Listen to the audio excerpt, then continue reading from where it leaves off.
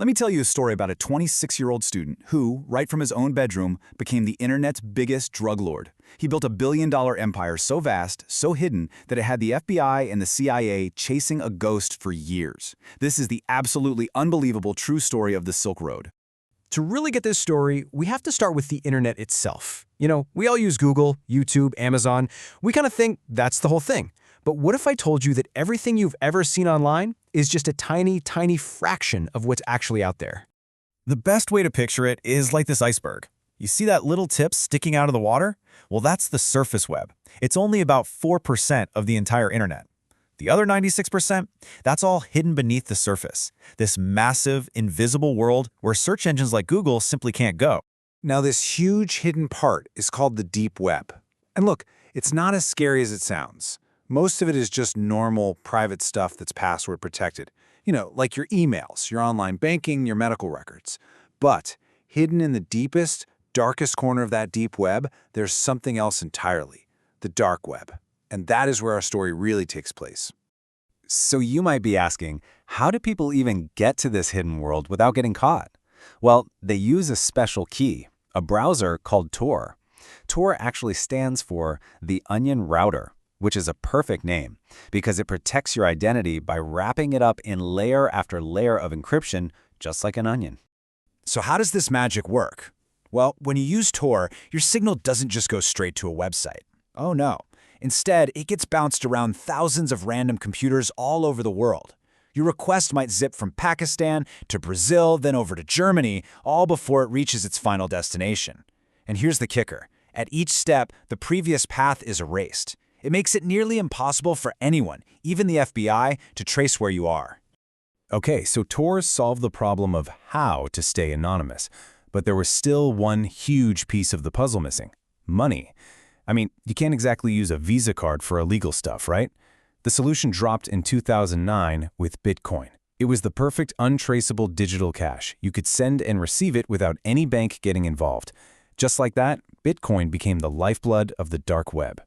So we have two incredibly powerful technologies, a tool that gives you total anonymity and a currency that's completely untraceable. All it took was one person, one vision, to combine them and change the world of crime forever. And that person wasn't some gangster or a criminal mastermind you'd see in a movie. He was a 26-year-old from Texas named Ross Ulbricht. Ross was a staunch libertarian who basically believed the government had no business telling people what they could or couldn't do. He had this dream of a free market, a place where anyone could buy or sell anything they wanted, no questions asked.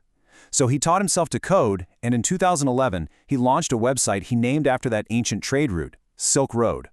And it just exploded. I mean, the site launched with just one item for sale, magic mushrooms that Ross grew himself. But within months, it was this sprawling black market. And get this, by 2013, just 2.5 years later, the site had processed trades worth $1.2 billion. So, what was the secret sauce? Why did it get so big, so fast? Ross didn't just create a marketplace. He created trust. He literally ran Silk Road like it was Amazon. Sellers had ratings, customers could leave detailed reviews. He even set up an escrow system where the website held onto the payment until the buyer confirmed they got their package. For the very first time, the world of crime had customer service. But as the empire grew, so did the pressure. The attention from law enforcement got more and more intense, and that libertarian idealist from Texas, well, he began to transform into something much, much darker. To protect his empire, Ross Ulbricht knew he had to disappear. He essentially erased his real identity and took on a new name, one from his favorite movie, The Princess Bride.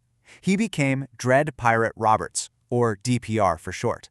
The whole idea was that even if one DPR was caught, another would just rise up and take his place. The legend could never die. On the site's forums, DPR wasn't just some admin. He was like a philosopher king. He would write these long, sprawling posts about freedom and creating a world free from government control, where every single person was the master of their own destiny. To his users, he was a revolutionary, a messiah. But behind all that lofty philosophy, a really grim reality was taking shape. When a former employee tried to blackmail him, threatening to leak the real identities of thousands of Silk Road users, Ross had a choice: stick to his principles or protect his empire. He chose the empire. He found a hitman on the dark web and paid $80,000 in Bitcoin to have the blackmailer killed. The idealist was now ordering murders.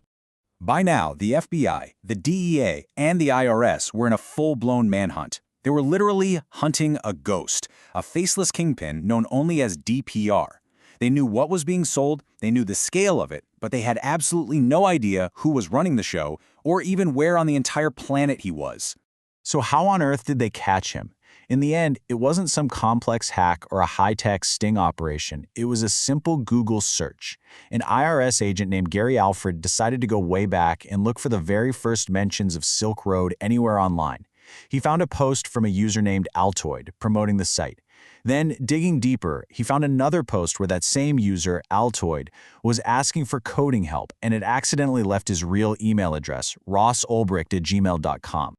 That one tiny mistake led the FBI right to Ross Ulbricht's door. They knew who he was, they knew he was living under a fake name in San Francisco, but they still faced one final, massive problem. How do you actually get the evidence? Ross's entire billion-dollar operation was on his laptop, and it was protected by military-grade encryption. If they just arrested him on the street, he could slam the lid shut in 1 second, and all the proof they needed would be lost forever. They had to catch him red-handed, while he was logged in. So, they came up with this brilliant, almost movie-like plan. On October 1st, 2013, they tracked Ross to a public library. Undercover agents sat all around him, just pretending to be ordinary people. Then, two agents started a loud, vicious argument. The whole library turned to look. And as Ross glanced away from his screen for just a split second, another agent swooped in and snatched the open laptop right off his table. And there it was. Right there on the screen was the Silk Road's main administrative control panel. The logged-in user? Mastermind. The game was over. The internet's biggest drug lord had been captured, without a single shot fired, in the quiet of a public library. So, Ross Ulbricht was arrested and Silk Road was shut down. You might think that's the end of the story, but what happened next was, in some ways, even more shocking, and it raises these huge questions about justice, corruption, and the real legacy of his creation. Ross was sentenced to 2 life sentences plus 40 years, with absolutely no possibility of parole, one of the harshest sentences ever handed down for a nonviolent crime. But then the story gets even crazier. 2 of the lead federal agents who brought him down were later arrested and jailed themselves, one for blackmailing Ross during the investigation and the other for just straight-up stealing over $800,000 in Bitcoin from the Silk Road servers. And this really is the key takeaway. While the FBI caught the man, they couldn't kill the idea. Ross Ulbricht may have been Dread Pirate Roberts, but his prediction came true. After he was captured, others immediately rose to take his place. Silk Road provided the blueprint, and today there are dozens of bigger, more sophisticated darknet markets out there, all thriving. The story of Silk Road really forces us to ask a difficult question. The same internet that gives us knowledge and connection and a voice also provides a mask for our absolute darkest impulses. So, which is it? Is this incredible tool of technology actually liberating us, or is it just creating new, more dangerous prisons that we may never be able to escape?